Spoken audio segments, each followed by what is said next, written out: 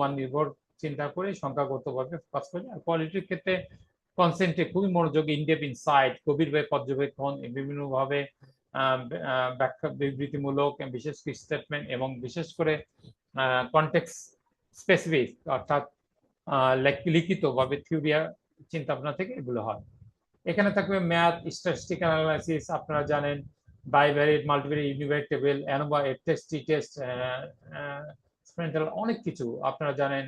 এখানে বিভিন্ন ধরনের রিগ্রেশন, কোরিলেশন, র্যাঙ্কুলেশন অনেক কিছু করা যায়। তো সেক্ষেত্রে এটা খুবই অ্যারিথমেটিক্যাল এবং পরিসংখ্যানগত বিভিন্ন বার চার্ট, গ্রাম ডায়াগ্রাম এগুলো ইউজ করা হয় এবং বিভিন্ন টেবিল ইলাস্ট্রেশন করা হয়।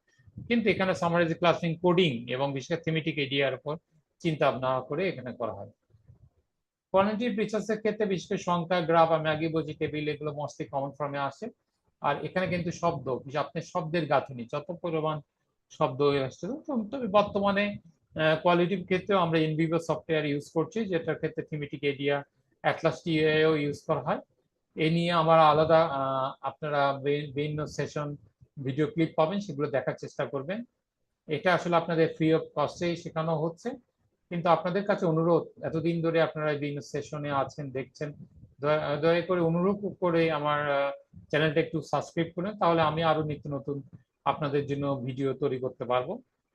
স্পেশালি আপনারা লাইক দিবেন এবং বিভিন্ন ধরনের কমেন্টস করার চেষ্টা করবেন, সে অনুযায়ী আমি পরবর্তী ভিডিও আনার চেষ্টা করব। যাক, মূল সেশন আবার ফিরে আসি। It necessity the participation of large number of people.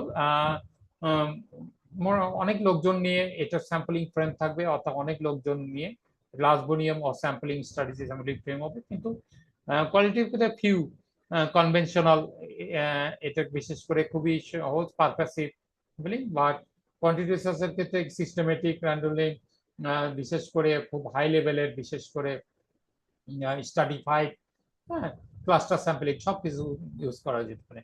Close question, multiple choice, এখানে কিন্তু কোশ্চেন বিশেষভাবে ক্লোজ থাকে, বিভিন্ন ধরনের অপশন দেওয়াই থাকে, অর্থাৎ উত্তরদাতা সহজে তার অপশন বেছে নিতে পারে। আর ক্ষেত্রে ওপেন এন্ডেড কোয়ারি থাকে, বিশেষ করে উত্তরদাতা এবং প্রশ্নকর্তা তাদের বিভিন্ন প্রশ্ন উত্তর তারা মনের মাধ্যমে এসে অনেক কিছু বলতে পারে।